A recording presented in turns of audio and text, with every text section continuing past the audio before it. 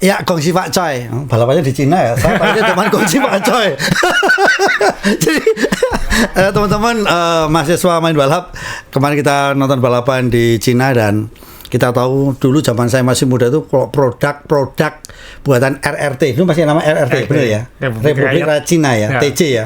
Itu ya Tiongkok kita nyebutnya sekarang. Ya, dulu ke Cina ya dulu ya, Tiongkok. Nah, itu kan barang-barang yang pasti kualitas zaman dulu seperti itu. Makanya kemarin terjadi debat yang sangat panjang ketika sprint race kenapa Verstappen belepotan. Asa tahu nggak kenapa Verstappen belepotan waktu sprint race? Itu kan hanya masalah penggunaan ban karena hujan. Kan kita ngobrol ya. Ini balapan mau boring, tapi kalau hujan seru. Bener ya?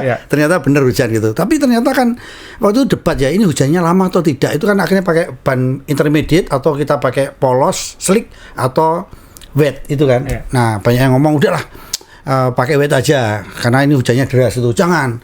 Kita yang intermediate aja. Kenapa? Kan kita di Cina nih, buatan Cina kan nggak awet katanya gitu. Jadi kan hujannya nggak awet ternyata. Itu jadi perdebatan gitu.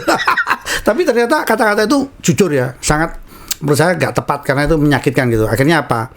Akhirnya Zhou bisa membuktikan. Ayo, hebat mana buatan Finland sama Cina? Buatan Cina kan? Saya finish, ya kan finish. Oke, Hewan Mania kita sekarang ngobrol teman-teman mahasiswa, kita ngobrol balapan kemarin. Kalau menurut Asa gimana aja? Ini sebelum kita ke Tiongkok, kita belok ke Imola dulu Mas ya. Oh iya. Karena selamat kepada Iya betul Sean Glyle menang di 6 jam Imola. 6 jam di Imola ya. Jadi dengan teman satu timnya ini Darren Leung dan ini Sean Glyle podium pertama. Di sekarang ini kan WEC ada 2 kategori ya, Hypercar dan LMP GT3. Nah, Sean tahun ini di LMP GT3 tapi saya sempat mikir kan di tim BMW. Mungkin benar aja di LMP GT3 karena kalau di Hypercar BMW-nya kan masih penyesuaian.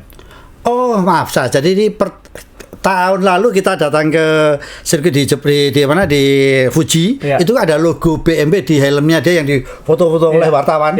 Sekarang ini baru. Sekarang ini. Jadi tanda-tanda sudah ada ya. Sekarang tahu. Sudah tahu. Jadi dia naik LMP GT3 ini mobilnya. Ya, jadi selamat menang. Dan sekarang kan hanya 2 level gitu ya. LM GT3 maaf. Jadi jadi ini tetap level kedua karena yang LMP itu sudah nggak ada gitu. Nah, tapi Sean kan belum ditaruh di Hypercar oleh BMW. Moga-moga ini membuka jalan dia untuk ke Hypercar dalam waktu dekat.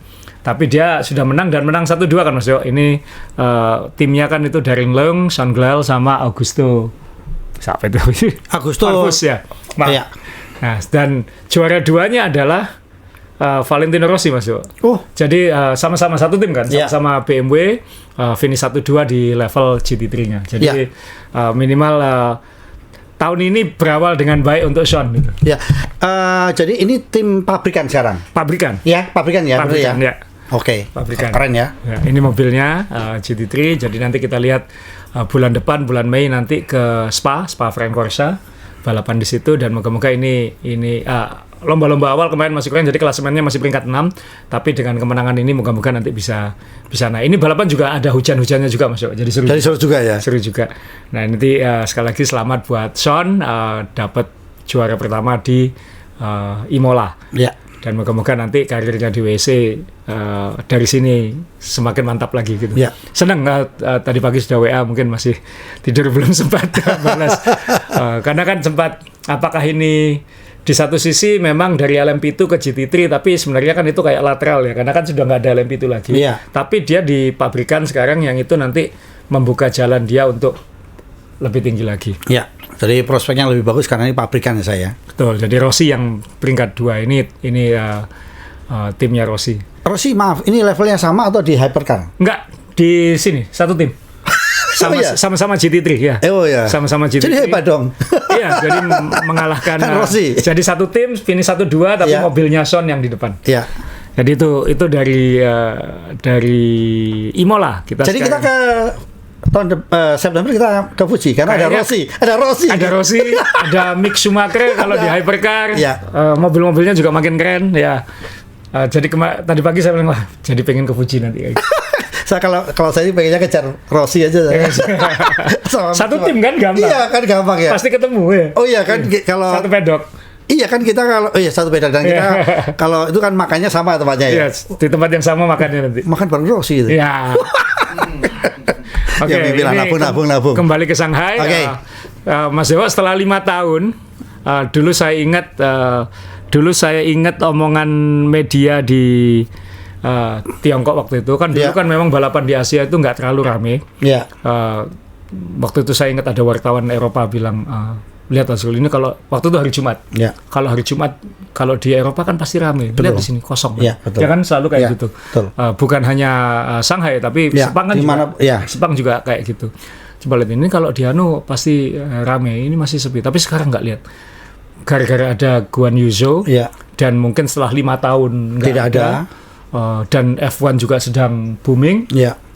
Langsung meriah sejak Jumat. Jadi Ya. saya bisa bayangin sirkuit ini hidupnya seperti apa. Kebetulan ada Edo Bawono, teman saya lagi di Shanghai, ada Ya.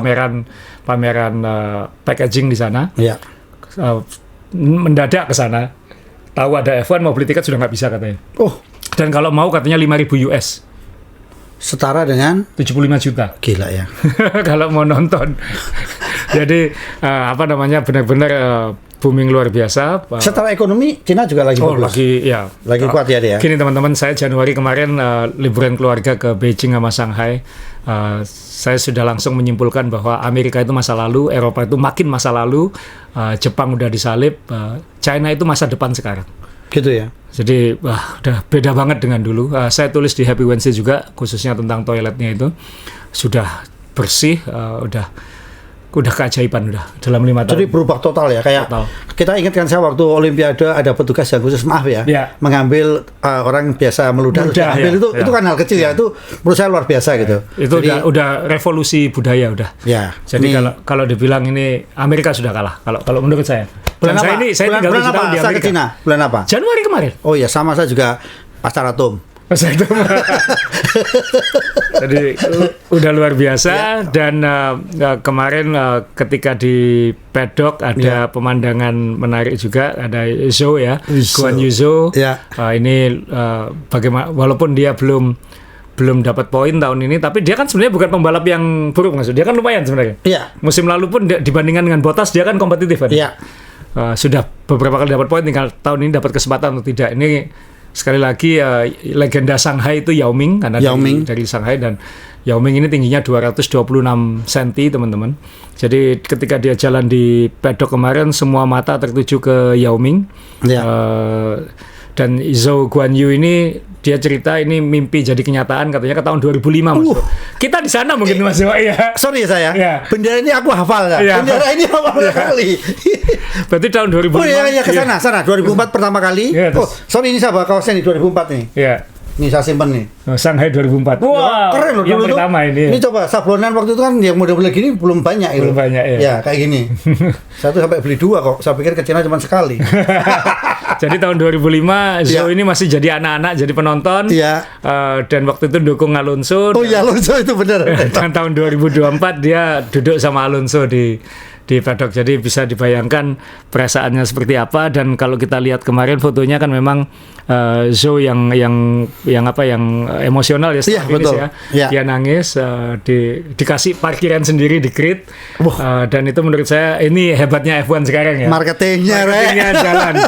Jadi momen emosional seperti ini bisa dapat. Maksudnya Zhou nangis di depan semua pendukungnya, dan kembali ke grid walk tadi ada Yao Ming, dan Yao Ming jalan, semua mekanik aja sampai ngeliat-liat gitu kalau dilihat pre-show-nya itu ya. Dan teman-teman, shout out buat Nico Rosberg, menurut saya komentator terbaik F1 sekarang ini. Menurut saya komentator terbaik, dan Martin kalah. Nico Rosberg ini saya menyadari betapa intelektualnya Nico Rosberg ini. Walaupun sama-sama pembalap F1 ya, mantan pembalap F1, tapi ini kan juara dunia Mas. Juara dunia yang mengalahkan Lewis Hamilton dengan mobil yang sama. Dan orang yang sangat ikhlas sedunia karena menang sekali cukup gitu. Cukup, benar. Dan dia ditanyain lagi, kamu nggak mau kembali nggak? Saya sangat happy dengan hidup saya sekarang. Gila ya. Dan teman-teman mungkin yang saya tangkap kemarin, Nico waktu start misalnya, waktu lomba, Hamilton kan start belakang.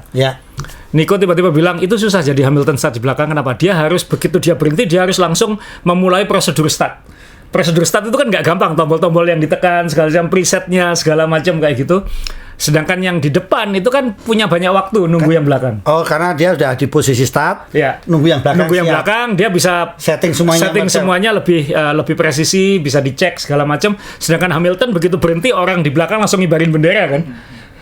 Nyebrang jalan ngibarin bendera, lampu langsung nyala gitu. Jadi Nico waktu itu bilang ini sulit buat Hamilton. Moga-moga saja mungkin Hamilton harus berharap lampunya jangan cepat-cepat katanya kayak gitu, karena ada prosedur yang harus dilakukan. Itu kan insight yang selama ini kita nggak kebayang gitu. Jadi yang ditakut itu sekarang bukan bendera startnya disiapkan karena itu yang mengawali atau yang menekan lampu jadi hijau. Kalau menurut saya kok jam saya gara-gara jam tuh tak itu kan faktor utama. Kok soalnya pada takut sama jam tak pasti ya. On time. Oh, tak aja ya. Apa itu? Rolex. Rolex. Ya Rolex. Tak waduh. Jadi ya Nico Rosberg luar biasa, dan di ending dia juga bilang soal misalnya waktu komentator Crofty yang satunya bilang luar biasa Alonso bisa kembali ke peringkat 7, bilang enggak itu buruk, dia start nomor 3 katanya. Ini ya, logis ya. Logis. Jadi ya. dia sudut pandang dia kan kompetitor kan masuk, dan dia menjalani itu gitu. Saya di 3 sekarang nomor 7 kok baik, enggak mungkin ya. Enggak mungkin ya. Enggak mungkin ya. Nah, itu yang moga-moga Nico makin sering jadi komentator, karena omongan dia itu ngasih kita insight ke sesuatu yang nggak kebayang gitu. Yang ya mungkin Martin Brundle sangat pengalaman, tapi mungkin dia sudah terlalu sering sehingga insight-nya mungkin banyak yang diulang atau bukan hal baru, tapi Rosberg ini bisa hal-hal yang baru gitu, yang kita nggak pernah membayangkan. Ya, tadi saya lihat bedanya orang makan nasi dengan Chinese food tadi ada di fotonya tadi. Ada nggak, coba lihat tadi? Oh, enggak. Ini Yao Ming duduk sama Aston Martin ini lucu juga ini. Ya.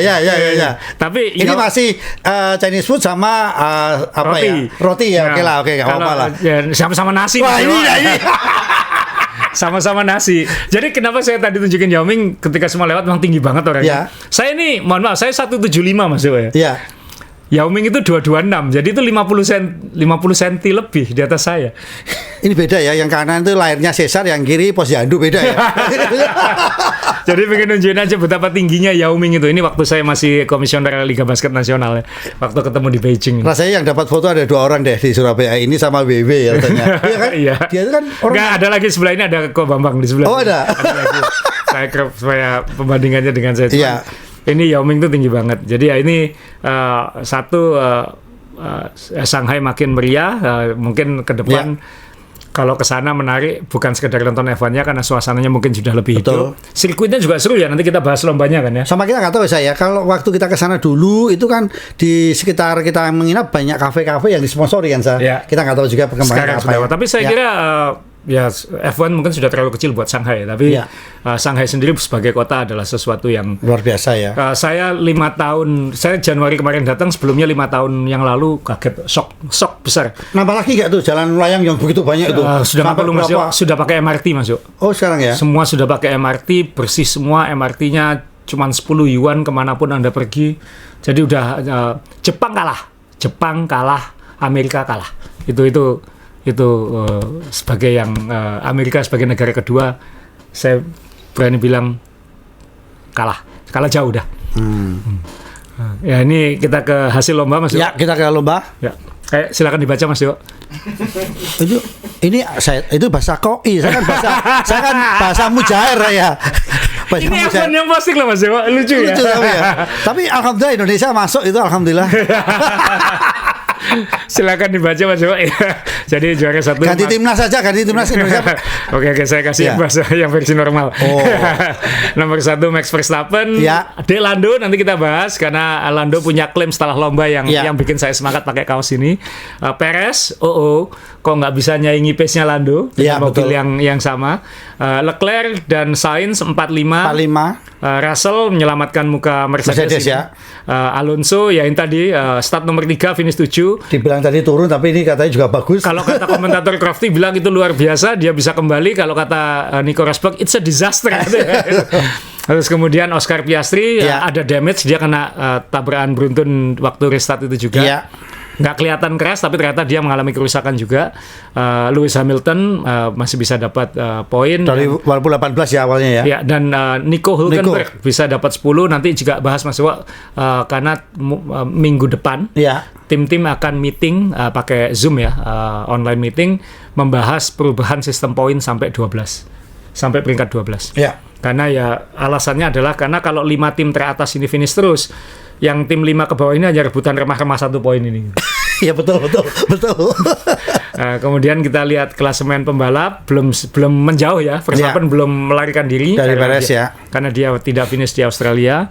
Perez nomor 2 ini lihat Mas, Red Bull, Ferrari, McLaren ini juga sebentar lagi mungkin urut juga ini. Mercedes ya. Jadi 10 besarnya ya 5 tim ini. Betul. Ya, dan ini kan kita nyelipin satu Behrman. Oliver Behrman itu ikut satu lomba, finish nomor 7, jumlah poinnya sudah lebih banyak daripada 5 yang di bawah digabung. Padahal tuh istilahnya pembalap anak bawang gitu ya. Tapi kalau ya mobil apapun mobil kan jadi sekarang mau apa lagi itu. Mau apa lagi itu. Ya, dan ini masih ya Ferrari kalau kita lihat klasemen tim sekarang juga masih belum jauh, jadi moga-moga nanti ada persaingan jadi makin ketat. Dan Adrian Newey udah bilang ini akan makin ketat lagi tahun depan karena kan makin konvergensi kan, makin dekat. Jadi takutnya nanti 2026 itu malah merusak momentum katanya. Ya. Ketika tim lain mulai mengejar, ganti lagi. Ingat 2021 sengit banget kan? Ya, betul. 2 tim Red Bull dan Mercedes tuh hampir sama. Ya. 2022 regulasi berubah, hancur lagi Mercedes. Ya, lagi. Akhirnya mengulang lagi siklus itu. Nah, ini sedang ada. Ini ini Nui tadi benar ya. Ini yang ngejar sudah Ferrari, McLaren, Mercedes, Aston Martin. Ya sudah lumayan nempel kan? Sudah nempel. Bahkan kita sebenarnya harus jujur bilang Ferrari, McLaren, Mercedes, Aston ini juga mirip-mirip aja sudah sekarang. Iya. Mirip-mirip sekali kan, sudah tinggal sirkuitnya seperti apa, momennya seperti apa atau enggak, salah setelan atau tidak gitu. Nah ini nanti masalahnya ini 4 ini kan saling makan sendiri sekarang. Iya.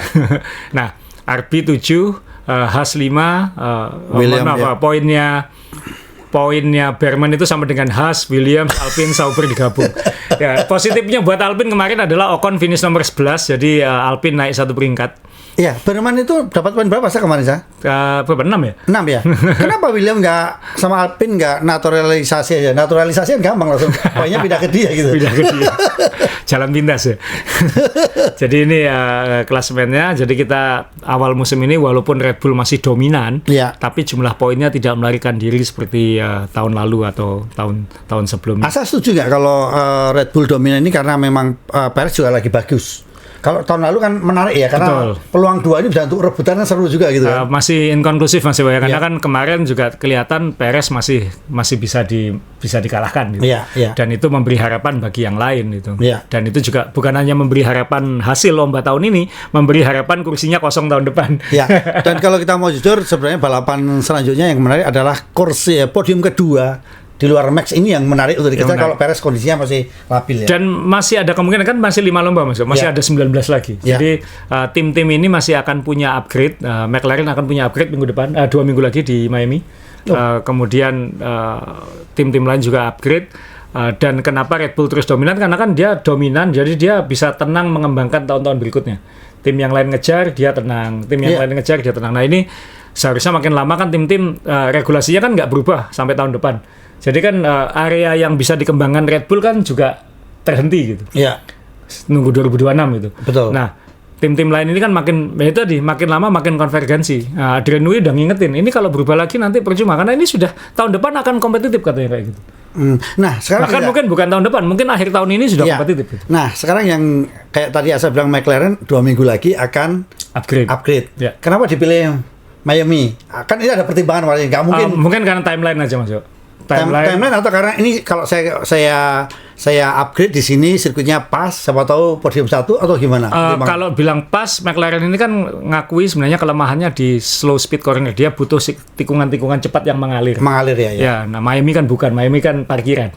Jadi slow corner kan. Nah mungkin itu juga kenapa upgrade-nya di situ karena pengen ngecek di situ sekalian. Tapi habis itu kan ke Eropa Mas. Ketika ke Eropa kan dia akan lebih mudah mempercepat upgrade-nya lagi gitu. Jadi ini kalau dikasih kayak Belanda kan seneng banget ya. Seharusnya kayak meliuk-liuk ya. Iya itu ya. Meliuk-liuk. Nah ini kita tunggu nanti termasuk bahas soal McLaren. Tadi Mas Yowo sempat ngomong gimana kalau kita ngomong sprint, kayaknya kita langsung ke race saja walaupun sprint seru, tapi yang seru di hari pertama itu kan ini capture-an dari rekaman ya. Ada rumput terbakar di pinggir lintasan Mas Yowo. Ini saya juga kok ada kebakaran, masa orang kan, mohon maaf, kita jadi ingat dulu kan nggak disiplin juga Mas Yo, Iya. Tiongkok itu. Iya. Mungkin marshalnya ngerokok atau apa, Atau flare flare atau apa kelempar sehingga kebakaran. Ternyata nggak, bukan itu. Ternyata kan ini pertama kali sirkuit ini dipakai oleh mobil-mobil ground effect yang nempel ya. yang lebih Nempel. bentur-benturnya Iya, ke ke aspal. aspalnya lebih Iya. lebih ketara. Karena ini siang, sparknya nggak terlalu kelihatan gitu. Iya. Jadi saya suka waktu itu ITV Sky Sport Sky Sport waktu itu James Allen langsung ke area ini waktu latihan itu. Dia ngeliati mobil-mobil lewat di situ dan James Allen bilang spark, dia bilang ini pasti karena sparknya mobil. Jadi spark percikan ya. gesekan metal dengan aspal itu kan keluar api-api itu kena angin karena waktu hari Jumat itu anginnya cukup kencang Ya. dan saking kencangnya percikan api itu sampai membakar rumput kering ini. Dan sana kan mungkin lagi kering ya, kita nggak Ya. tahu. Nah, kemudian sudah dipadamkan, terulang lagi gitu. Nah, ini mungkin setelah itu sebelum sesi harus disirami air semua itu mungkin. Atau mungkin karena mengandung minyak ada Aramco itu ya. Ada yang bilang ada yang bilang ini karena disemprot kimia supaya kelihatan bagus, tapi itu kan sudah kuning, jadi kan pas nggak dicat hijau dia. Iya. Terus kemudian ada yang bilang karena ini di kawasan rawa, jadi ada natural gas naik katanya, tapi nggak, ini spark karena percikan api. Jadi luar biasa mobil F1 ya. Hati-hati Mas Yo.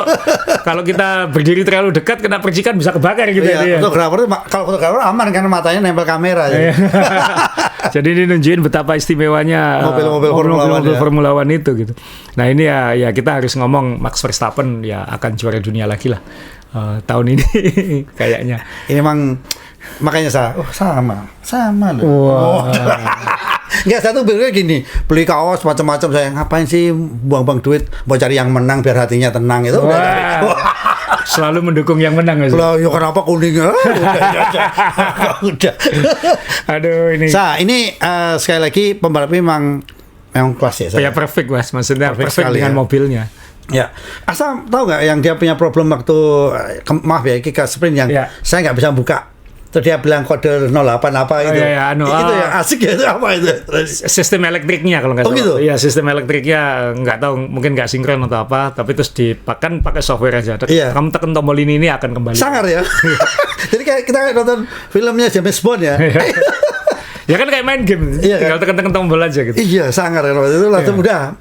Dan waktu sprint itu sebenarnya saya punya harapan, wah Lando pole position. Memang dia dapat pole position karena hujan kan. Iya. Tapi waktu hujan, karena kita tahu McLaren kan cenderung kalau situasinya ada track loose panjang, dia cenderung lebih banyak downforce. Iya. Sayapnya lebih besar. Iya. Ingat Belgia tahun lalu misalnya, ketika kering berantakan dia, tapi Iya. ketika hujan atau lintasannya licin Iya. atau apa, McLaren akan cepat kayak gitu. Nah, jadi temperatur, kondisi angin segala macam 3 hari ini berubah terus. Dan itu mempengaruhi ya. Mempengaruhi performa mobil ini. Jadi ada yang yang stabil mungkin Red Bull ya. Tapi dia waktu qualifying hujan kan dia sebenarnya kalah 1,2 Iya. detik sama 1,5 detik sama Lando gitu. Jadi kalau hujan kemarin mungkin McLaren lebih punyakan karena lebih cenderung lebih high downforce karena top speednya di trek lurus masih benar 1,4 kilo. Top speed yang di trek lurus itu McLaren hanya peringkat 15 atau 16 gitu. Jadi di bawah. Iya. Tapi secara overall dia cepat kayak gitu. Nah, cuaca kemarin tuh hari Jumat yang kebakaran tadi itu angin kencang. Jadi ketika trek lurus panjang itu ngelawan angin. Iya. Tapi ketika U-turn langsung didorong angin. Didorong angin dari belakang ya. Jadi iya. terus kemudian ketika hari sprint itu masih agak angin. Ketika lomba nggak ada angin. Jadi anginnya sangat berkurang, temperaturnya lebih rendah, sempat ada 20% atau apa hujan kan, tapi kan nggak hujan. Jadi mobil-mobil ini yang marginal ini jadi geser-geser nggak karuan gitu. Iya. Mercedes yang bagus hari pertama berantakan hari ketiga. Iya. Kemudian Ferrari yang cepat hari berubah hari Iya. ketiga. Aston Martin juga berubah. Jadi karena lintas sirkuit ini kan di area terbuka yang luas banget sekali, Mas. Jadi angin akan sangat berpengaruh gitu. Nah Iya. ini yang membuat, tapi ya harus diakui yang konstan ya Red Bull. Ya. Concern Red Bull. Jadi kalau saya merasa berdosa ya, saya tadi pertanyaan saya ini mengandung dosa tadi teman-teman. Karena dari awal saya udah bilang kita nggak ngomongin sprint ya, kita ngomongin balapan aja. Tapi karena sentuh dengan McLaren, wah dia semangat dia. Jadi saya dosa, mohon maaf saya. Iya, jadi kecewa banget saya itu. Aduh, startnya kalah sedikit sama Lewis, terus dia maksain itu harusnya. Jadi ini kalau kita orang awam bisa Asa tadi bilang di sini melawan angin, di tikungan dia didorong angin. Jadi ingat kalau kita ngomong naik pesawat terbang, kita datang lebih awal karena didorong angin. Selalu gitu bilang ya. Dan ini masuk akal ini. Masuk akal. Dan untuk speed segitu ngaruh maksudnya. Sangat. Dan itu sekali. bikin mobil jadi kayak misalnya ketika didorong angin, ngeremnya kan jadi lebih jauh. Iya betul ya. Kalau dia speed lurus panjang begitu, ngeremnya jadi lebih gampang kayak dikasih parasut ya. Gitu. Iya betul. Jadi makanya banyak yang agak belepotan keluar dari hairpin itu. Iya. Dan ketika belok ke trek lurus start finish itu banyak yang belepotan di situ karena itu didorong angin. Didorong angin ya. Didorong angin. Nah itu situasi nanti kita bahas juga yang Alonso spektakuler di situ. Dan ya bagaimanapun sulit ya. Ini sulit untuk ngalahkan ngalahkan Red Bull. Harapannya hanya bisa mengalahkan Perez. Perez kemarin begitu dia nyalip Leclerc, waduh ini seru ini gitu kan, masih ada hampir 10 lap. Dan kalau dia bisa setengah detik per lap aja bisa kesusul ini Lando, dan kalau sudah kena DRS McLaren kalah ini.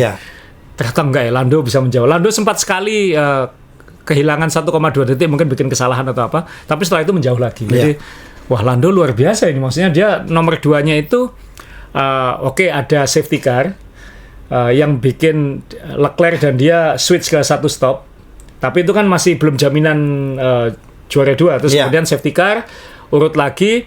Oh ini kan makin terancam karena di belakangnya ada Perez, ada Ferrari yang mungkin lebih cepat, ada Alonso yang agresif bannya, pakai soft. Ternyata nggak, Lando dengan stabil mengimbangi Verstappen lah. Ya, dengan 2 safety car seharusnya kan balapan ini seru dong, seharusnya loh. Dua safety car. Ini kalau Asa melihat dengan dibantu 2 safety car masih hasilnya seperti ini, Asa melihat apakah memang ya sudah. Masalahnya safety car-nya berurutan Mas Yo.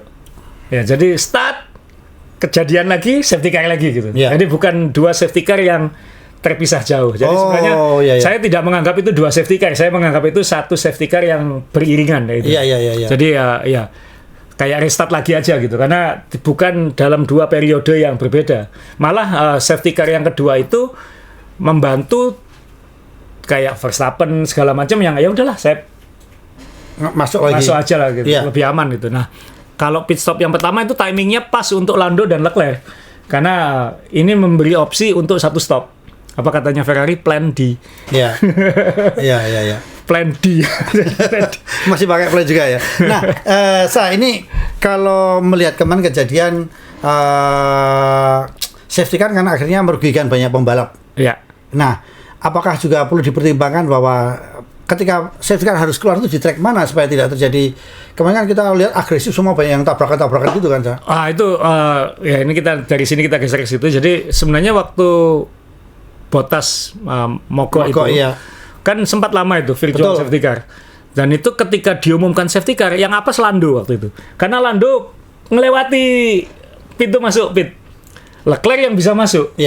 Tapi untungnya kan lama kan, kan nggak bisa didorong gitu. Untungnya nggak bisa didorong. Sehingga akhirnya masih lama, sehingga lap berikutnya Lando bisa masuk dan tidak kehilangan waktu. Seandainya itu mobil bisa didorong, Lando apes itu, karena dia sudah melewati pit. Jadi timing di mana tombol itu ditekan kan sangat berpengaruh. Nah habis itu kan safety car, jadi ya nggak ngaruh juga. Akhirnya kan dempet-dempetan lagi semua gitu. Malah Lando jadi di belakangnya Verstappen. Tapi kemudian yang terjadi kan mungkin karena ini safety car pertama tahun ini, sehingga atau restart, kayaknya bukan restart pertama ya, tapi nggak tahu kenapa saya cari fotonya, maaf, siapa? Stroll ini ngantuk. Ini kan buat teman-teman yang sepedaan, kalau kita peletonan besar, kalau event itu selalu ada efek yoyo. Yang di depan pelan, yang di belakang lengah sedikit, dia yoyo ngejar, itu belakangnya yoyonya makin besar. Jadi kalau di depan lari 30, yang belakang bisa 40 ya.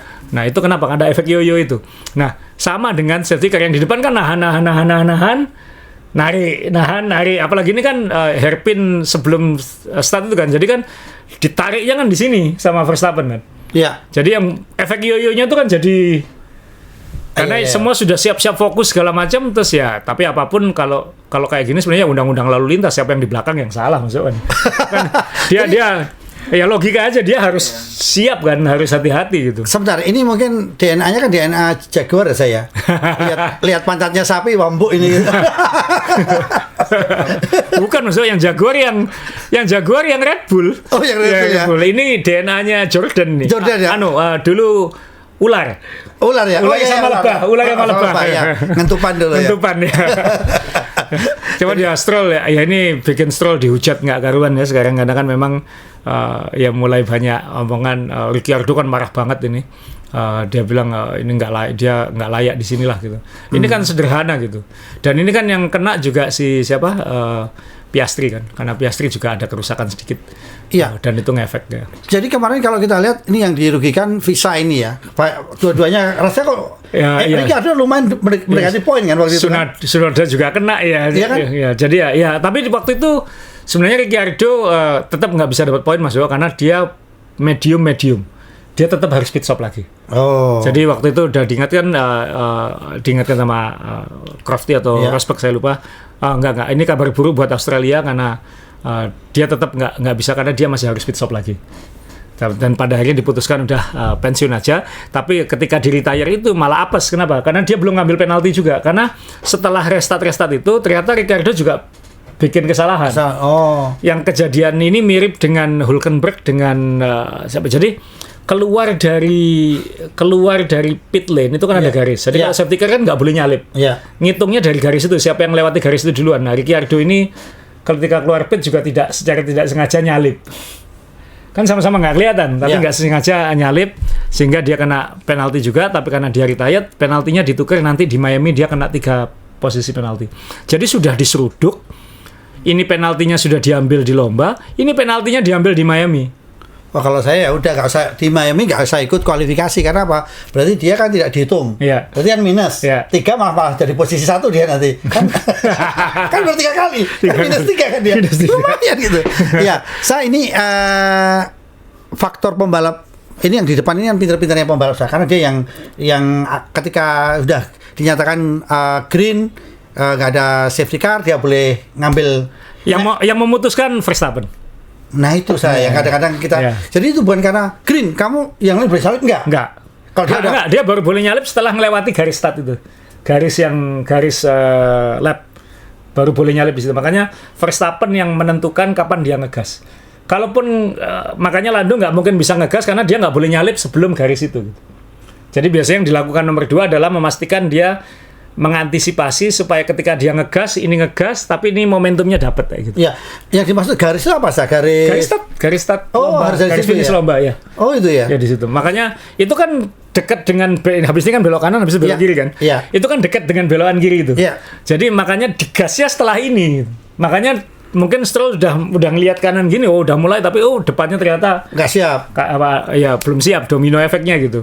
Karena ini kan kayak yo-yo itu kan. Oh iya, paham. Jadi ini memang pintar-pintarnya, apalagi udah juara dunia kan, udah tahu gimana saya ngambil, saya nggak bisa ini kan tidak boleh pakai DRS kan setelah ini. Belum ya, satu lap kemudian baru pakai DRS ya. Dan kita tahu Aston ya tanpa DRS ya. Aston loh, startnya lihat. Startnya. Iya, karena pakai ban soft masuk. Iya. Yang restart pakai soft. Iya. Ferrari sendiri juga Leclerc ini Sainz ya, tapi Leclerc ini kemarin juga saya sempat khawatir karena waduh, Lando kalah ini.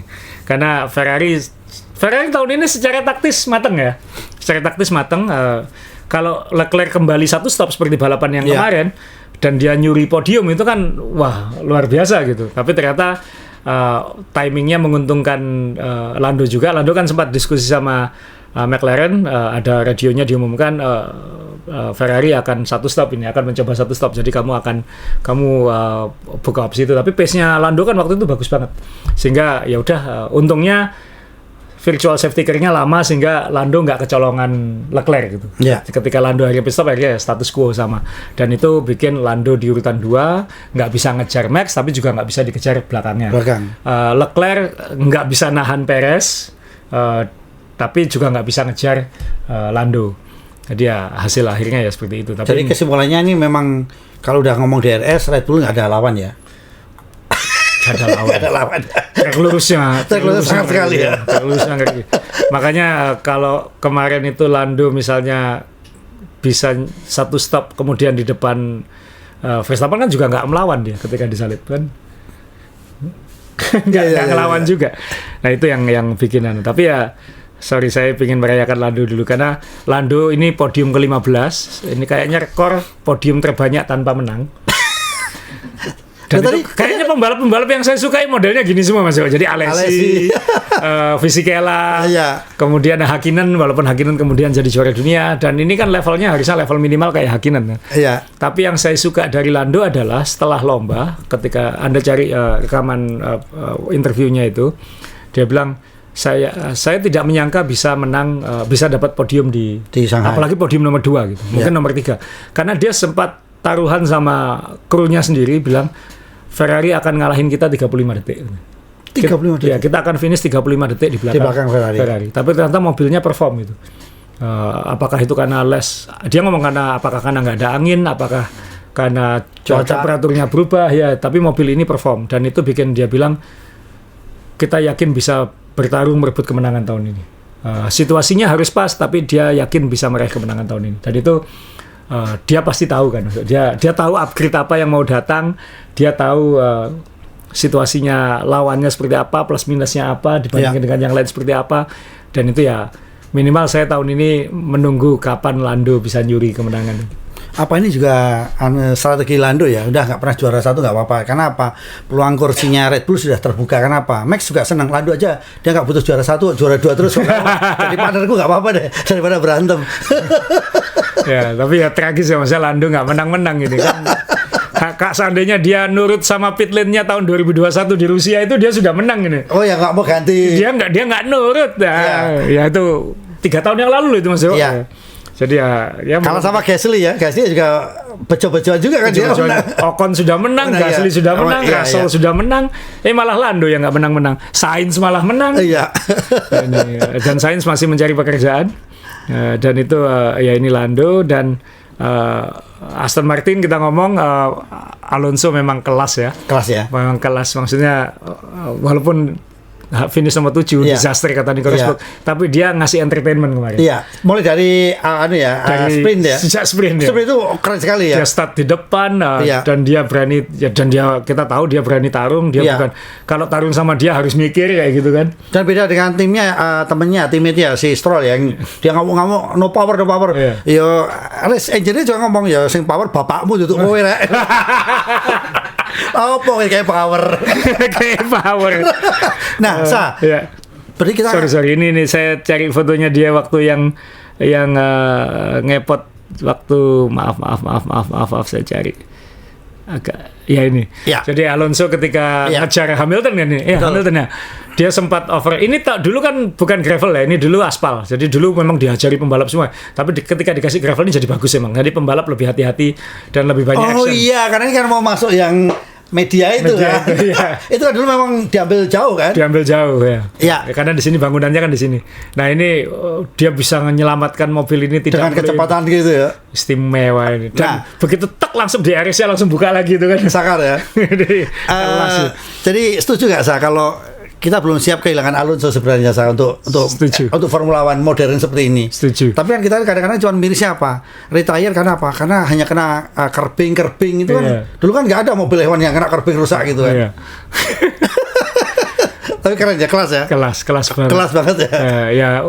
Piastri kena kan ya? Kena dia. Kalau kena. Yang nggak kena cuman Russell ya? Russell nggak kena. Karena terlalu jauh ya. Jadi luar biasa ini Alonso ini ngasih atraksi lah kemarin. Sedangkan Hamilton ya. Nggak tahu ini Hamilton ini dia bilang kan bikin ngubah setelan sedikit aja langsung berubah total semua. Dia ngomel-ngomel dari awal kan dengan ban soft, dia kan pakai ban soft ini ban terburuk dia bilang kayak gitu. Tapi Alonso di akhir lomba pakai ban soft kayak gitu spektakulernya. Fastest lap. Jadi sekali lagi mobil tahun ini tuh salah sedikit turun, benar sedikit naik. semuanya masih di bawah Red Bull, tapi ini tinggal tunggu-tungguan siapa yang kepleset kan. Red Bull sendiri tahun lalu kan kepleset setup kan di Singapura, makanya kalah gitu. Ya, moga-moga Red Bull kepleset lagi lah tahun ini. Lo kemarin juga menarik waktu dia trouble yang elektronik dia saya bilang P8-nya 08-nya harus diapakan dulu itu kan kemarin wah ini menarik nih kalau ada trouble. Tinggal settingan aja kan itu kan. Iya.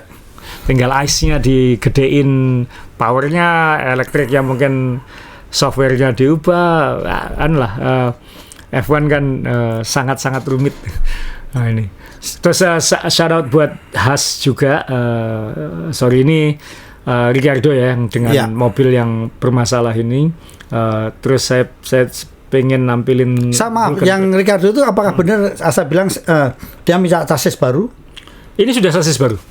Dan ternyata memang lumayan ya performan ya, dia di depannya Tsunoda terus ya. Iya, jadi nggak asal ngomong gitu kan. Karena orang kan ada kan orang yang udah kalah karena ini enggak juga ya. Enggak. Ini udah sasis baru dan udah perform, ya tinggal apesnya aja nih sekarang. Iya, tinggal ya ini ya kelasnya pembalap tua ya gini ya, ngerti ya. Ini enggak cocok. Kan satu lomba Mas, kita lihat dulu siapa tahu situasinya di Shanghai menguntungkan dia atau apa kan kita nggak tahu. Kita belum tahu ya. Tsunoda kan juga belum pernah rasanya Tsunoda belum pernah ke Shanghai.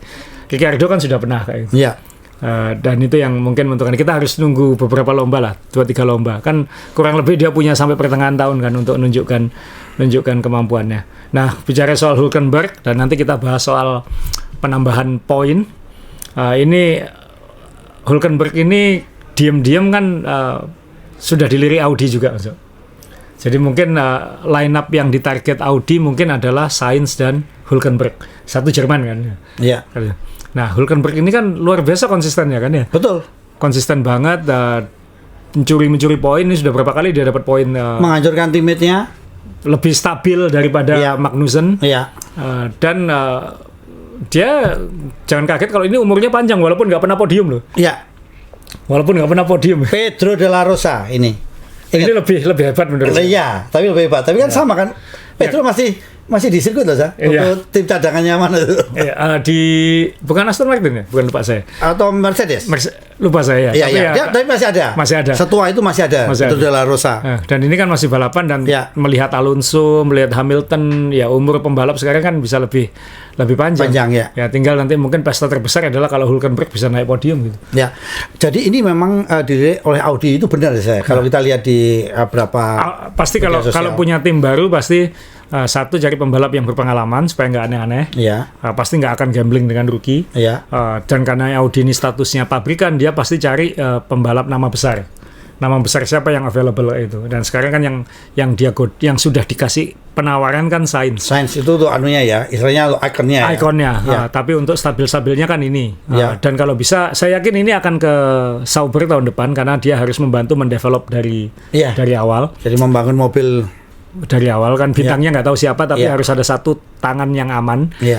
Kemudian Hülkenberg ini juga dulu ada pembalap namanya Andrea De Cesaris. Udah lama banget juga nggak pernah sukses ya. Ini Andrea De Cesaris yang baru dan kalau dia nanti bisa dapat podium, wah itu akan jadi pesta gede. Katanya Audi ini kalau ke Sainz sudah ngasih penawaran nilainya besar, sampai Helmut Marko bilang kita nggak mungkin menyamai atau mengalahkan tawarannya Audi ke Sainz. Jadi sekarang tinggal Sainz mau ke sana atau mau nunggu Red Bull. Jadi udah terbuka kalau Red Bull juga butuh dia. Bukan butuh, tapi kan pasti Horner kan bilang kan kita tidak boleh menutup untuk siapa saja yang terbaik kan. Apalagi kalau ternyata si Verstappen nanti tiba-tiba udahlah habis juara dunia aku Mercedes lah. Kan aku sudah 4 kali juara dunia di sini kan. Iya. Aku mau tantangan baru kan, siapa tahu. Iya. Nah ini yang masih menunggu. Jadi kalau saya jadi Sainz, gara-gara Alonso sudah mematenkan diri di Aston Martin, kalau saya jadi Sainz saya akan nunggu sampai mungkin September ngelihat situasinya Verstappen dan Red Bull dan Mercedes. Toh kalau misalnya dua-duanya nggak bisa, aku punya tawaran besar di Audi. Yang jelas Audi udah aman, tapi sekarang kalau dia memang ingin langsung berprestasi ya Red Bull. Ya kalau mau ngelawan Verstappen mungkin mikir juga gitu. Kan bisa milih. Dan siapa tahu Antonelli ternyata tahun ini tidak sehebat itu sehingga Mercedes bilang oke lah 2 tahun Sainz gitu. Antonelli ke Williams dulu atau kemana dulu gitu. Ya. Itu juga bisa Ya, dilakukan. dan ini ya pembalap yang mengubur cita-cita Mick Schumacher ya ini dia. Selesai Ya, udah. selesai. Iya kan, karena memang ternyata budget yang ada di F1 ini memungkinkan mobil harus selalu fit, tidak banyak tabrakan sampai menghancurkan mobil kan salah. Dan Mick Schumacher sekarang di WC juga belum perform gitu, belum Ya. ya Alpine di F1 dan di WEC belum kelihatan taringnya gini. Jadi jangan-jangan salah langkah itu. Ya, jadi mungkin Alpine kan memang sekarang pabrikannya sudah tidak lagi di Perancis, sudah dipindah ke Malaysia kan, Alpine dan Ulpin itu. Alpine. Jadi ini kasihan. Saya tadi pagi sudah pengen pakai kaosnya Alpine saya, tapi belakangnya sangar Alonso. Alpine lama. Alpine lama. Ya oke, kita ngobrol lagi tim mana yang menurut Asa perlu kita cermati, karena kalau kita lihat stake kemarin luar biasa, Bottas luar biasa. Ya, Bottas luar biasa, nyodok-nyodok, tapi kan kita nggak tahu settingan mesinnya dia seperti apa Mas Yo ya. Iya. Tapi yang menurut saya tetap ceritanya kemarin tetap Zhou lah. Oh, iya. Karena toh pada akhirnya Bottas juga nggak finish, jadi tim ini juga nggak dapat hasil apa-apa, malah turun ke peringkat paling bawah sekarang. Padahal kalau kita lihat qualifying oke ya. Qualifying Bottasnya yang oke ya, Iya. Bottasnya oke. Oke. Bottasnya oke, tapi ya tetap nggak bisa dapat poin. Iya. Paling sekarang yang kita tunggu kan habis ini intinya yang jauh-jauh minggu depan 2 minggu lagi ada Miami, dan setelah itu tim-tim langsung ke Eropa. Ya. Dan kalau sudah ke Eropa kan berarti nanti development itu akan jadi lebih stabil. Ya. Kayak misalnya di lomba ini aja kemarin Alpine bilang kita akhirnya punya sasis cadangan. William masih belum. Dan mungkin ada saya juga masih nunggu update dari Andretti hasil pertemuan terakhirnya seperti apa. Nanti kita nunggu update hasil soal penambahan poin. Jadi penambahan poin itu dari kalau sekarang 1 sampai 10, nanti jadi 1 sampai 12. Ya. 1 sampai 12 itu poinnya tetap sama Mas Yo. Yang nomor 10 kan 1 poin, yang 12 1 poin. Juaranya tetap 25, runner up tetap 18, tetap 15. Cuman kan sekarang ini kan 10 dapat 1, 9 dapat 2, habis itu 4. Nah ini diisi aja 3, diisi lagi 5 kayak gitu. Jadi sebenarnya mirip. Dan itu permintaan tim-tim yang di bawah juga. Kenapa? Kita kejar remah-remah gini sulit gitu, karena perebutan klasemennya nanti sama-sama 0, tapi berdasarkan siapa finish 11, siapa finish 12 gitu. Ya itu dijadikan poin aja sekalian. Ya. Dan rasanya ini kalau poin ini dimasalahkan sekarang, saya pikir nggak ada masalah, mungkin akan tersolusi. Ya. Tapi coba kalau 2021 masalah poin dipermasalahkan seperti ini. Wah, ngamuk itu Mercedes sama Red Bull. Jadi sekali lagi yang harus F1 hati-hati adalah jangan sampai mengubah sistem poin hanya karena kejadian tahun ini gitu. Jadi Nico Rosberg, saya kutip lagi kemarin waktu bahas itu, waktu ngomentari, Rosberg bilang gini, kalau saya sih nggak setuju, dia bilang gitu. Kenapa? Poin harus sulit didapat, dia bilang gitu. Ya kan poin harus sulit didapat, jangan dipermudah. Dulu Mas Yo, waktu kita pertama kali liputan F1, saya pertama suka F1, poin itu hanya sampai 6. Hanya sampai 6 dan mobilnya 26. 26 mobil itu pun harus ada prakualifikasi, karena yang datang ke Grand Prix bisa 30 mobil gitu.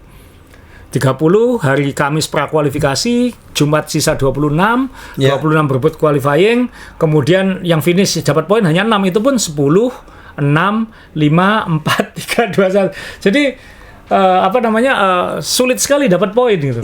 Ya sebenarnya kalau Asa setuju juga sih kalau poin itu harus sulit. Kenapa? Kita tahu kok kalau misalnya dia nomor 11, bagus ya. Ya itu kan. Ya memang sulitnya kan. Memang sulitnya, hampir ini gitu. Jadi nanti kan 13 itu jadi hampir. Karena akhirnya kita menurunkan standar gitu. Dalam konteks ini saya setuju jangan diubah gitu, karena ya sama kayak kita nggak boleh nyalakan Red Bull, salahnya tim lain nggak bisa nyaingi Red Bull, ya jangan salahkan sistem poin kalau kamu nggak bisa dapat poin. Kalau alasannya ini karena dana, ya cari sumber lain gitu kan, cari partner lain gitu kan. Ya itu kan harus jangan merubah. Makanya saya paling nggak suka di Indonesia itu ada juara harapan Mas. Cuman di Indonesia ada juara 1, 2, 3, ada juara harapan 1, harapan 2, harapan 3. Loh, kan kita memang banyak berharap. Itu meaningless lah gitu, maksudnya hanya di Indonesia ya, hanya di Indonesia. Hebat Indonesia. Kalau di Amerika kan juara hanya 1 piala, juara 2 aja nggak dapat piala. Iya, dan iya ya kan, kenapa ya? Apa karena trayeknya bagus harapan ini? Betulan. Jadi Harapan Jaya musik loh, ada grup musik loh. jadi kalau bisa ya poin jangan diubah lagi. Kita sudah dulu hanya 6 pembalap dapat poin. Kemudian 8 pembalap dapat poin. Sekarang sudah 10 pembalap gitu. Dengan jumlah tim yang berkurang loh Mas Jo. Ya, ini kan makanya tetap ada dorongan tambah timnya supaya apa? Nggak malas ini yang di bawah-bawah ini gitu. Kan ya mohon maaf Williams tahun ini agak memalukan gitu. Haas yang agak menyenangkan tahun ini. Oh iya. Haas yang agak menyenangkan. Dan itu apa ya saya bahasanya kalau sekarang kan yang Gunter dihilang. Dulu kita kehilangan Gunter kan saya kehilangan besar. Tapi ini kan malah zaman baru nih anteng diam. Ya kan? Jadi dulu sebelum yang sekarang hanya 10 tim. Dulu itu misalnya ada 11 atau 12 tim. Di akhir musim cuman 10 besar yang dapat pembagian uang. Iya. Jadi itu memberi bukan insentif ya. Jadi memberi insentif supaya finish 10 besar gitu. Nah, sekarang kan aku nggak berkembang aja aman dapat uang. Ya itu yang bikin bikin ada komplasensi di belakang ini. Nah, datangnya Andretti nanti kan memang kayaknya akan jadi 11 tim dapat uang semua, tapi seandainya dibuatkan sistem hanya 10 dapat uang itu juga bikin F1 dulu rame. Itu waktu F1 masih ada prom deck ya, masih ada promosi degradasi istilahnya gitu. Yeah. Kalau kamu nggak dapat 10 besar kamu nggak dapat uang gitu. Yeah. Nah, ini yang harusnya dipikirkan, karena kalau nggak ya maaf 5 depannya ini seru banget, tapi ada beberapa tim di belakang ini jadi kalau dulu kan kita menghujat tim kayak Forti, kita menghujat tim kayak Pacific, kita menghujat tim kayak ya Minardi enggak mungkin ya. Tapi tim-tim itu kamu tuh HRT gitu kan. Pros termasuk. Pros sangat sekali. Iya. Setiap keluar udah mogok. Jadi kalau kamu nggak niat kamu jangan masuk. Nah, sekarang ini nggak usah niat tetap aman gitu. Iya, itu kan Super Aguri ya. Jadi berbalik dengan dulu sekarang. Itu yang kenapa saya sangat pro masukkan Andretti supaya jadi lebih bersaing. Saya dulu pengalaman waktu pegang Liga Basket NBL tahun 2010 sampai 2015. Tahun pertama itu kan 10 tim Mas. Dan waktu itu tim bawah ini ya 3-4 di bawah ini ya memang harapan menangnya hanya pada satu sama lain gitu. Dan itu kan bikin banyak pertandingan jadi nggak menarik. Jadi waktu itu setahun pertama saya langsung memutuskan dengan tim-tim yang lain, dengan Dewan Komisaris Liga waktu itu, kita harus nambah 2 tim ini. Kenapa? Supaya yang di bawah ini juga seru gitu. Akhirnya apa? Jadi persaingan gitu. Jadi yang bawah seru, atas seru. Nah ini F1 kan sekarang atas seru, bawahnya ini harus dibuat lebih seru. Jadi harus belajar dari Liga Inggris ya saya. Kalau kita tim papan bawah aja kadang bisa ngalahkan tim papan atas. Iya. Iya kan? Kejutan-kejutan itu ya. Iya kan, Liga Inggris begitu kan. Nah, ini yang harus dipikirkan oleh F1. Ya, semoga F1 ini jangan ke Amerika yang ngambil manajemennya. Saya lebih senang kalau dengan cara ini Timur Tengah saja. Jadi udah tetap 10 aja yang dapat duit. Tapi diingatkan tentang kemuliaan hidup yaitu sodako itu kan lumayan tetap hidup yang bawah gitu. Berbagi poin ya. Iya gitu, sodako gitu. Ya, ada ini Miami kita mau ngobrol lagi atau mau dibahas di sini sedikit? Miami masih agak kejauhan Mas Yo, tapi sekali lagi itu sirkuit parkiran. Tapi ya belakangan juga lumayan, suasananya juga seru. Perez kan perform di situ. Perez orang Meksiko. Memang Miami itu Latinnya bukan Latin Meksiko ya, dia lebih ke Kuba dan sisi sana. Tapi ya tetap bagaimanapun ini pressure untuk Checo, karena Checo sebelum tengah musim harus perform. Tengah musim. Karena kekuatan negosiasi dia akan bagus kalau dia perform sebelum tengah musim. Percuma dia perform setelah tengah musim. Karena mungkin kursinya sudah diambil orang. Jadi nasibnya kayak Carlos Sainz ya. Jadi pada saat dia dianggap kurang perform, dibuang tahu-tahu perform begitu kan. Tapi itu kan bukan dibuang saat liburan. Saat liburan gitu kan. Iya kan? Jadi kan maksudnya ya, saya lebih seneng cara itu liburan dia di depan itu karena apa ya kan memang biar nggak sedih. Karena masanya lagi seneng kan. Bayangkan Kvyat lagi mau berangkat ke Malaysia berani tendang itu kan sakit sekali. Loh aku udah kesini ya. Iya dia protes kan. Kenapa protes kamu? Kursinya hilang. Bukan bisa refund nggak ini? Kayaknya refund. Ya harapan kita ya nanti ya moga-moga omongan Nui itu benar kan. Nui pasti kerasa kan ini. Mau dikembangkan kemana lagi ini Red Bull ya, moga-moga Red Bull sudah mendekati titik platonya itu sehingga tim-tim lain ini bisa mendekat dan moga-moga bisa mendekatnya sebelum akhir musim supaya sisa separuh musim ke atas itu lebih kompetitif lah gitu. Nah kalau begitu silakan Max Verstappen juara dunia, yang penting balapannya lebih seru gitu. Ya kalau begitu kan perlu nggak direvisi itu bukan poinnya tapi malah masa berlaku sebuah era. Ini kan terlalu dekat ya 2001 ke 5 tahun. Iya. Pada saat mendekat ganti lagi eranya. Ya itu yang kalau ketika kemarin Mercedes dominan itu kan lama banget periodenya. Jadi wajar kalau itu harus ada perubahan dan memang ada alasan-alasan lain juga untuk perubahan. Tapi kan sebelum terjadi perubahan kompetitif banget, salah satu musim terbaik dalam sejarah gitu. Ya. Nah ini mohon maaf regulasi 2022 ini kan sampai sekarang kan nggak menarik gitu secara persaingan. Ya. Nanti jangan-jangan takutnya tahun depan super menarik, 2026 ngulang lagi. Seperti itu rasanya. Seperti itu rasanya. Karena Red Bull sudah lari duluan. Lari dulu. Tapi ya Red Bull kan nggak lagi pakai Honda. Jangan-jangan nanti Mercedes lagi yang dominan. Atau jangan-jangan ini Aston Martin. Karena pakai Honda. Karena pakai Honda. Dan jangan-jangan Mbah Nui udah pindah. Yep. Atau mungkin Ferrari. Atau mungkin Ferrari lagi. Kita nggak tahu. Iya, nggak tahu. Ya. Masuk. Jadi ya kita tunggu ini. Ya, ada tambahan lagi Asa? Cukup Mas Yo. Ya, buat yang belum ke Shanghai, kalau ada kesempatan nggak harus F1. Saya Januari kemarin takjub dengan Shanghai. Jadi dengan Tiongkok ya, saya naik kereta cepat dari Beijing ke Shanghai itu hanya 4 jam, 1.200 kilo. Sementara dulu kita 2004 bisa naik kereta cepatnya dari Shanghai ke Pudong, ke Bandara Airport Pudong itu kan. Yang maglev itu ya. Iya, kita bisa berapa kecepatan? 400 ya. Ini juga 400 masuk. Gila ya. 400 tapi jarak 1.200 kilo. Itu cuma sampai airport saja waktu itu Shanghai ya. Iya. Saya pikir sampai Bandung gitu bukan. Kan sama buatannya. Ya. Dan kemarin saya lihat waktu di TV juga bagaimana F1 Liberty Media ini mendandani paddocknya Shanghai yang begitu luas ya. Betul. Jadi interviewnya F1 kan di tengah-tengah paddock yang luas itu. Jadi nggak di sini gitu. Jadi nggak di bangunan-bangunan yang jalannya berliku-liku ini. Iya. Jadi kelihatan lebih hidup. Karena kalau itu nggak dibuat apa-apa, itu kayak lapangan parkir luas sekali. Kayak Tiananmen, kosong luas. Ya. Cuma ada pot sama kursi, kursi. Ya. Kemarin dikasih tempat-tempat interviewnya dari tengah-tengah itu jadi kelihatan lebih hidup lah. Ya. Karena dulu interviewnya juga bisa di garasi, itu tambah sepi lagi. Tambah sepi lagi. Asa ada tambah lagi? Cukup Mas. Nggak tahu jadi moga-moga nanti bisa naik ke atas ini lagi lah kawan-kawan. Ya.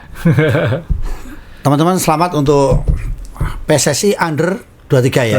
Ya, kita dapat tontonan yang luar biasa. Jadi memang ini saat ini warna merah yang lagi dominan. Ferrari kemarin juga kita harapkan bisa dominan di di Shanghai, ternyata kurang. Apapun yang terjadi saya setuju dengan Asa. Kalau ada kesempatan nonton di sini karena ini memang sirkuitnya luar biasa menarik. Minggu lalu ada yang nanya Mas Yo, nonton yang terbaik tetap jawaban saya tetap Albert Park, tetap Melbourne. Untuk suasana, atmosfer dan lain-lain. Kedekatan kita dengan mobil itu lebih di Albert. Kemudian ada space untuk ketemu pembalap. Betul. Itu yang tidak semuanya kotanya punya. Juga sangat dekat, transportnya sangat gampang. Cuaca juga sangat menyenangkan. Jadi sejuk ya itu ya. Sejuk ya. Nah, ini juga kalau ngelihat dulu ini kan kayak balapan mati gitu, maksudnya kriuk-kriuk sepi gitu, kayak ya benar-benar yang suka F1 aja gitu yang di situ. Tapi melihat ada Guan Yu Zhou kemarin, suasana jadi hidup, ya kita berharap tahun depan Zhou juga masih ada di F1 mungkin. Dan saya yakin setelah ini akan ada dorongan untuk Zhou tetap dipertahankan. Nggak tahu di mana nanti tahun depan. Ya, jadi memang pembalap-pembalap dari Tiongkok, dari Cina ini akan hadir ketika nanti benar-benar mobil listrik memang dipakai untuk balapan Formula One itu. Kan udah nyiapin wuling dia dari awal. BYD dan lain-lain. Iya. BYD saya juga OTW ini. Pesan juga ternyata. Oke, teman-teman sekali lagi terima kasih, sampai ketemu lagi. Salam dari Main Balap.